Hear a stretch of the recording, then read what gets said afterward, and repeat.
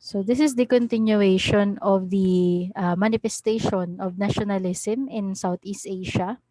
In last time's discussion, we talk about different countries, especially our very own Philippines. What's the effect of nationalism to us?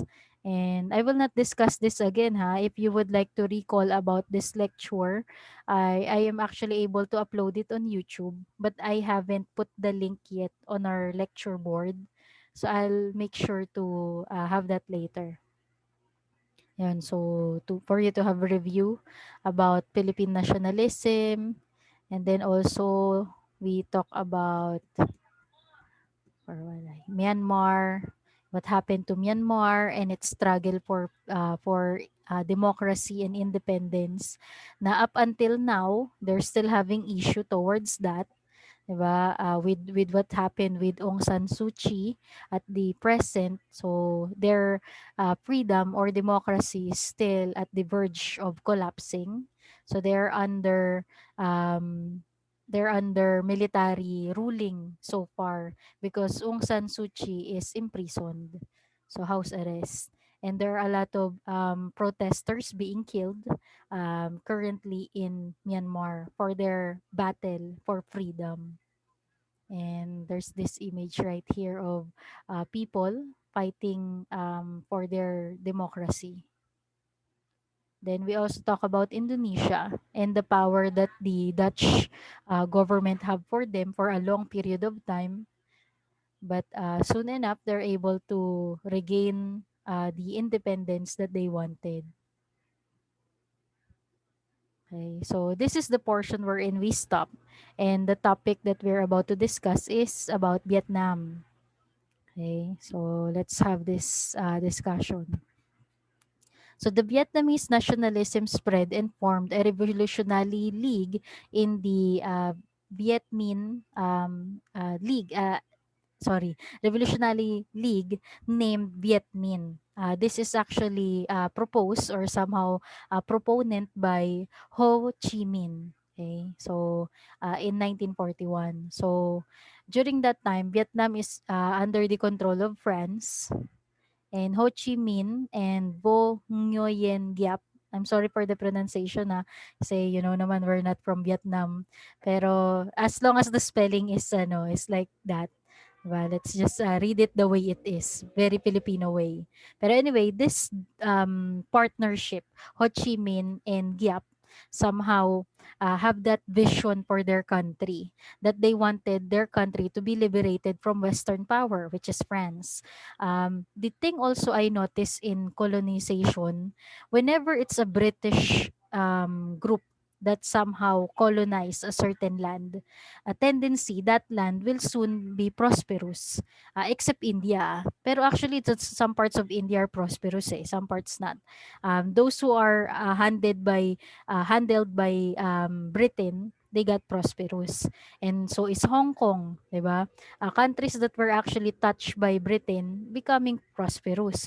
Meanwhile, what I notice, this is my personal opinion, I'm just relaying my observation. What I've noticed, whenever it's a French somehow land that was actually colonized, it's not somehow in the same economic success the same way the British are having with their former colony pa of Britain is Singapore. So you see, Singapore, Hong Kong, those are like countries that are really economically well equipped. Meanwhile, countries that are handled by France, not as much. So basically, Ho Chi Minh and Giap believe that it is best if they are governing their own nation and not Westerners. So on September 2, 1945, Ho Chi Minh declared Vietnam independent, okay, or independence. So this is him, very regular looking, no? Look at Ho Chi Minh. This is Ho Chi Minh. Very regular looking, not your typical politician looking, right? So, Giap with Ho Chi Minh, ayan, the Giap is the mastermind of the Tet Offensive led Vietnamese forces in their defeat of the Japanese, French, and finally the USA. So actually, Vietnam is known in history as the only third world country and actually the only country that defeated USA. Now you might be wondering, hello, defeated USA? Yes, because there was this time in Cold War. I think their president during this time is Nixon. If not Nixon, yung after Nixon. Pero what that president did, what US president did, they send young soldiers to go to Vietnam and capture Vietnam because USA during that time wanted to help France. Okay, you know naman the history of France and USA. They're always in helping hand because back then when USA wanted its independence to Britain, it's France that helped them. So in this time, USA granted help for France to reclaim Vietnam. However, when the president of USA somehow have those young soldiers, kasi ano lang sila mga somehow freshly out of military school, and then they're the ones that was actually put in Vietnam. There you will see how the president of USA think of Vietnam na parang it's just a country that could be easily defeated, and he might be thinking that it's so easy to defeat Vietnam. But what happened actually in there is a shocker. It's a world shocker. Everyone in the world was so surprised when Vietnam won that war, all because they send ill-equipped American soldiers. And then also the French soldiers are not that knowledgeable of the terrain of Vietnam. Meanwhile, the Vietnam soldiers, they know their land, they know their country, they know the rainforest of Vietnam. So it's easy for them to create trap and killing many French and American soldiers. So that's why they are actually bragging of that idea that they defeated USA. After that defeat, USA did not come back to Vietnam. So there's no part two. Imagine it like a boxing match, and then it was won by Vietnam, and there's no part two. So that's why Vietnam hold on to that idea that they are the only country that defeated USA. Okay. So this is what somehow happened in Vietnam. On that same year, British troop, ay nako, for a while lang Uh, I'll just have to edit something because the information was actually covered for a while lang Uh, yan, okay. Yan.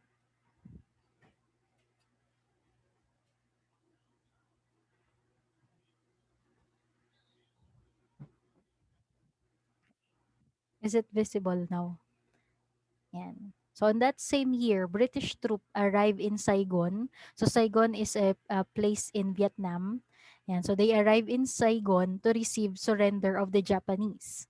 So British freed the French prisoners of war. So this is after the this is the after the war of US and Vietnam. So yan, on that same year, British group actually helped the remaining trapped French soldiers or prisoners in Vietnam.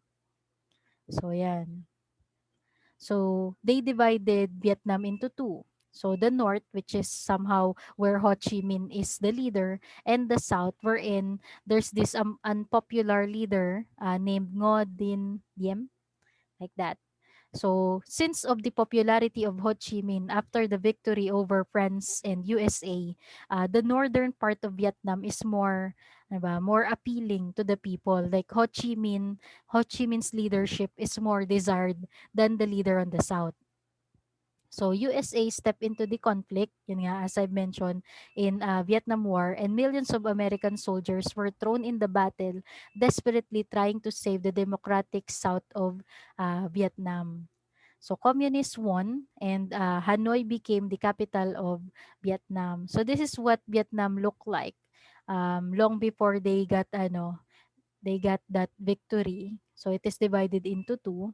So this is the 17th parallel wherein Vietnam was divided. And then the north is governed by Ho Chi Minh, and then the south is Diem. Yan. And then the north, they believe in communist leadership. So they are influenced by China. Meanwhile, south is actually being influenced by USA to be democratic. But because of the defeat of USA in the Vietnam War, they are unsuccessful, and the entire Vietnam currently present is communist. Okay, Vietnam is a communist nation now, all because of the victory of Ho Chi Minh. Now, I actually would like to share you something about how I learn about the Vietnam story. Kasi I am not teaching Asian history in the early parts of my career. Parang ano lang I think 3 years ago, 4 years ago when I started teaching Asian history. And then back then, I was watching this animated show. I'm not sure if you're familiar with Family Guy, pero I hope you're not familiar. Kasi medyo ano to for mature audience, the Family Guy, because they attack historical information. Their jokes are revolving around history. Their jokes revolving around politics and things like that, that a regular kid like you will not actually appreciate. So when I'm watching Family Guy, there was this scene wherein these American soldiers are actually looking into the commemorate plate in Washington, kasi all the millions of soldiers that died in Vietnam, some of their bodies were not returned kasi they died in the forest eh. So some of their bodies are still there. So they just put a commemorative plate or wall on USA. So their names are there. And then when I was watching this, this military people are like crying, parang somehow commemorating their fellow men on the board, parang on that wall rather. And then one Vietnamese individual arrived and then keep on teasing them, loser, Vietnam number one, Vietnam great, Vietnam like that. And then I was like, what's that joke about? So I actually research about it, and then that's the time I get the joke.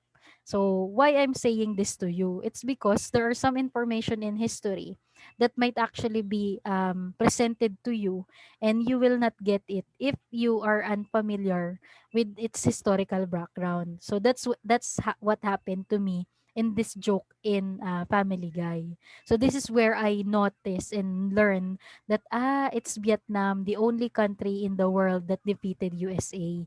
That's why in this image of that clip, the Vietnamese man is like very arrogant towards the American people. And then there's also another skit in a different episode wherein these are like French soldier. And then the main character Peter somehow sneak into them and then like telling them, but somehow let's just put it in a regular statement na lang, that is like teasing them. It's so obvious that you're the enemy kasi their appearance are like in military they're not, in short, what I'm trying to say, they're not in costume, or they're not camouflaging. They're somehow very obvious that they're the enemy. Plus, they are white versus their enemy are Vietnamese. So the Vietnamese, they could see their fellow.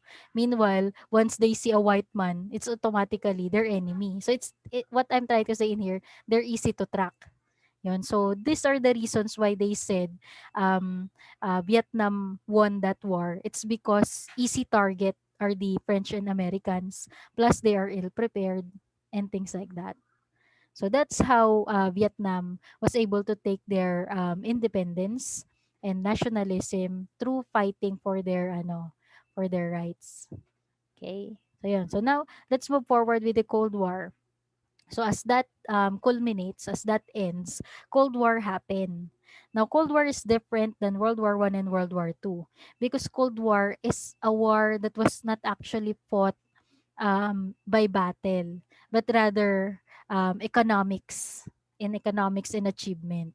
So Cold War, the open yet restricted rivalry that developed after World War II between USA and the Soviet Union, Russia, and their respective allies. So there was this competition between USA and Russia, but not in military battle, but rather who's better than who. One of this is like the space race. One of the parang culminating I'm one of the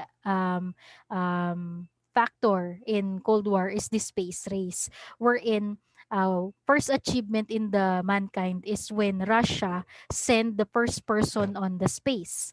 So they created this spacecraft and then they launched it outside Earth, and then first man who was actually able to be outside Earth is a Russian individual, and his name is Yuri Gagarin.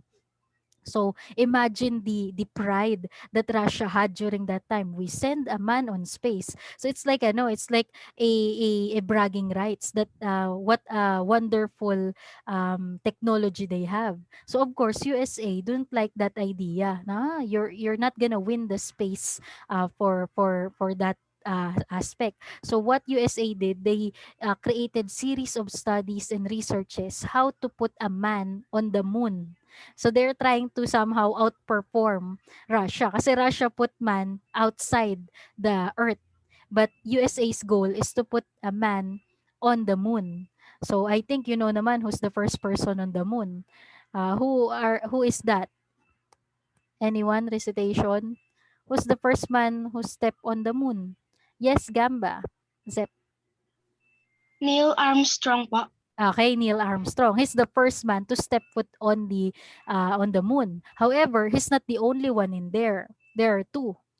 Okay? Do you know who's the second one? His fellow. Nauna lang siya, first one to step in. But there's another person that went out with him and they play golf pa nga on the moon eh. Who's that? Do you know?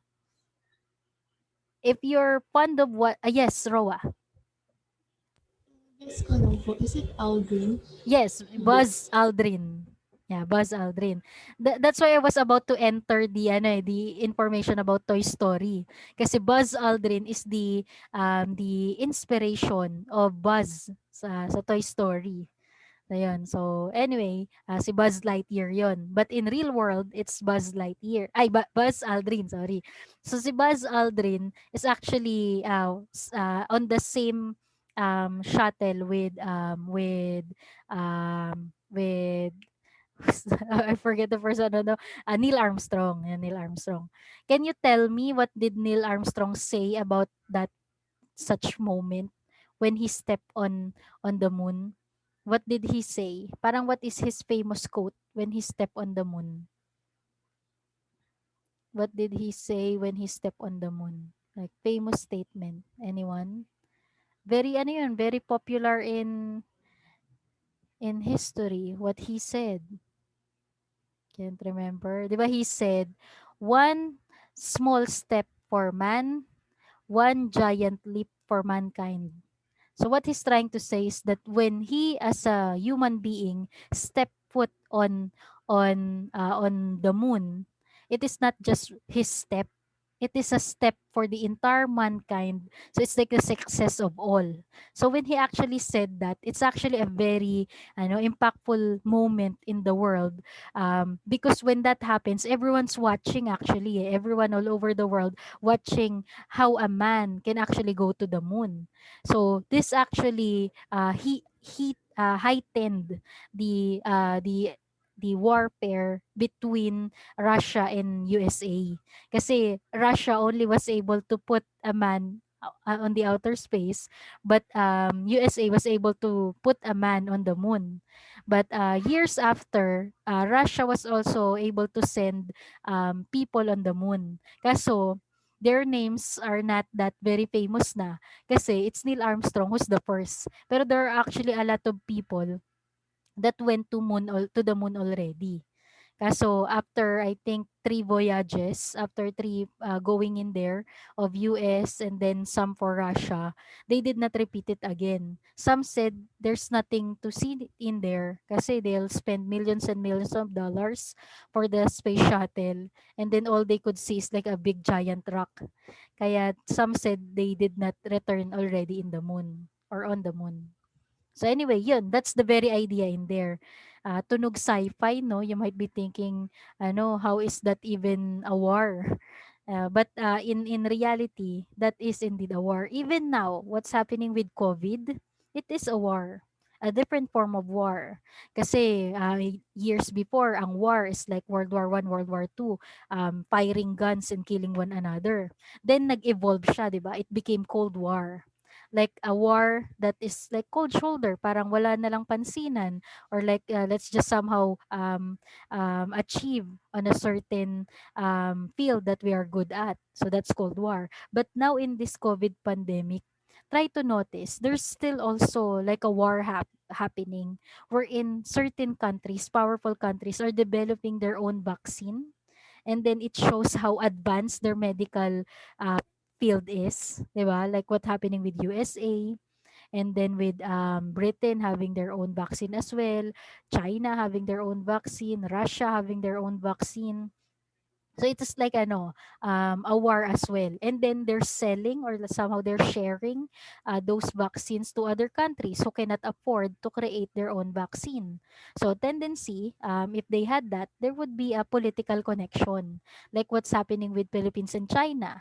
'Di ba? We have a strong political connection.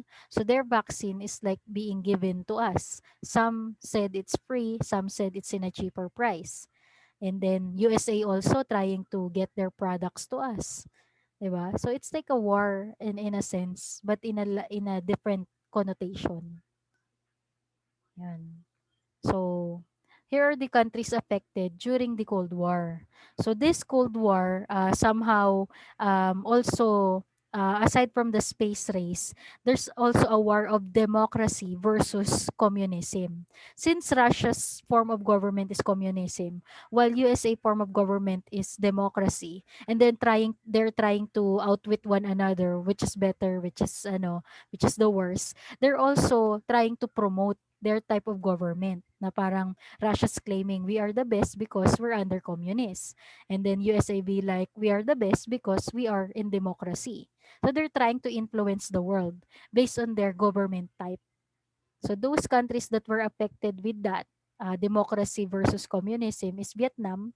And upon discussing it a while ago, we learned that Vietnam is communist. Diba? They became communist. Meanwhile, in Korea, it's divided into two. 'Di ba? The North Korea is for a very communist nation.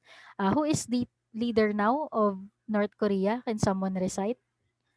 Tell me the name of the leader of North Korea presently. You can maximize your Google power. Yes, JC. Kim Jong-un po. Yes, very good. Kim Jong-un. And then he had his father and he had his grandfather. So basically, what happened with North Korea, aside from communism, it's somehow a mix of monarchy also, because only their family are allowed to govern, and at the same time, their approach is very communist. What they want, they get. What they want to establish, they establish. Their words, their rule, something like that. Diba? That's what's happening with the North. Meanwhile, in the South, 'di ba, South is like very like a USA of the Asia. 'Di ba? South Korea is like very powerful now. Economically speaking, they have products such as Samsung, LG, and of course, we cannot deny the fact their influence of South Korea in terms of culture. 'Di ba? The K-pop industry. Don't you know that South Korea's most productive economic activity is the K-pop? And if you're into K-pop, you are helping in their economy. And it is understandable because K-pop talaga is really, ano ba, what's the best word to describe K-pop groups? Charming. Yan, they're charming, di ba? Like parang you can really spend hundreds and hundreds of pesos just to follow them or just to support them. They have that charisma. They have that that power. So yun. So with that, South Korea is a democratic capitalist nation. Diba? Next is China. So also China communist, but when Chiang Kai-shek separated from the mainland China, they created Taiwan. Taiwan who happens to be democracy. So that. Next, also in Tibet, the Dalai Lama is the leader of the Tibetan monks. Okay, so he seek refuge in India because China is somehow overly controlling them. So this made Tibet a nation governed by the Dalai Lama with a theocracy type of leadership. Yun, yung parang a religious leader as their Sure, are the slides changing po? yes. What's up with your ano ba? Ay, it's not. Sige, eto. Yan. Were you able to see it na? Opo, thank you. Yan. What was the appearance a while ago? It's just like my PowerPoint. Yung parang with slides and then editing. Is that how it looks like? Opo. Mm, yun nga. I forgot to share screen the one projected. Pero nice, nice. Thank you for raising that up. So yun, so another country affected by the democracy communist somehow disagreement is Tibet, and another one also Cambodia. We're not gonna discuss Cambodia kasi I'm not saying their history is not that very but I did not include it kasi in the test, and at the same time I am only choosing the highly uh, popular and known history that you might encounter in the future. Kasi we are on the portion of education wherein as teachers are asked to follow certain curriculum na we are actually removing some lessons na because DepEd wanted to only teach the essential, yan, the essential lecture. So I'll just mention Cambodia, that they were affected by the Cold War. So if you want to do extra research, what happened to Cambodia during that time, you can. But I'm telling you, it's not part of the exam. Yan. So to give a general perspective of what happened with the world after Cold War, it looks like this. So when you see color blue, those are the capitalist, also known as democratic nation. So those are USA inspired or USA allied nation. Meanwhile, the red ones are the nation that are somehow influenced by communist mentality. So as you notice, Russia is their the red of the red, while USA is like the blue of the blue. So here you see these are the nations that were influenced by democracy of USA. So Philippines is part of that, South Korea, Japan, yan, the Middle East, yan. So let's just discuss the Asian part. So yan, Indonesia, Thailand, yan, yeah, those kind of Brunei. Yan, so those countries. Meanwhile, the communists, the red ones, yan, North Korea, yan, Mongolia. Actually, China should also be included in here. Eh. Okay. Kaso they're just minding their own um, somehow government. Tas India, different, and so on and so forth. So yan, so this is just like somehow like the general point of view of the Cold War. Yan. So, I think there's no need for us to resume another video. 'Di ba? Kasi this is what I'm expecting naman that I can finish the remaining lesson in one video. So, maybe after this, you could review in preparation for our long test on tomorrow, long test tomorrow. So, again, the coverage is lesson 13 to 14. I am really hoping you maximize all the resources you have. Pwedeng open books, guys, when you're taking the long test and quarter test in my subject. It's really fine. Okay, I just really want you to get high grades. It breaks my heart whenever I see students na pwede naman mag-open notes, di nag-open notes. Tapos ang bilis-bilis magpasa na, let's say, over 30. Last time, hindi, my heart was really broken. Kasi, over 30 the Google form long test. Tas ang score single digit. When you say single digit, 9, 8. Parang hindi man lang 10 or 11. Parang I was just really sad. Like everything is there. You can open your notes. I'm not encouraging Google, pero since I'm not with you naman, you can really search in Google, right? So why not get a high grade? So please, I'm encouraging you, use your resources. Wala namang magja-judge sa inyo if you're nag-open ng notes eh. Kasi for sure, iba nag-open din ng notes. So galingan nyo na lang din, di ba? That's just my tip to you, especially this fourth quarter. I really want all of you to get high grades, especially grades that you deserve. Kasi some students in here are really, really good. Kaso pagdating na sa quarter or long test, dun sila bumababa and my heart is breaking for them kasi they deserve more. Diba? They deserve more. So, yan. So, today we had our continuation of the lesson. And since I will not be conducting second video, you can spend your time later reviewing. Thus, as you notice, no seat work for today. But if you're one of those students who have missing works, I think it's the best time you finish the missing works at this moment. Okay. Before I end, do you have any question? None. Okay. Let us have a picture and then that's that for me. Wait lang. Why it's not spreading? Ayan. Okay. Only if you lang with video. Tomorrow, I will not somehow see you. No video kasi you're just gonna take your long test. So, I'll see you next week na. Diba? Aren't you excited? I'm actually very excited for this week eh. Kasi we're only gonna be going to class na hanggang Wednesday. And then, no classes on April 1 and 2. Tapos we have Saturday and Sunday. So, 4 days vacation. Aren't you excited? Because I am. Okay.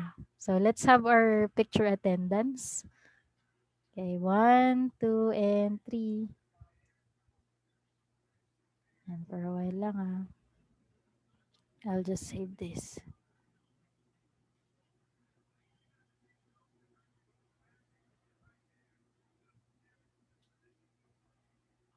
Okay. So yeah, that's that for me. And God bless to your exam tomorrow. So bye.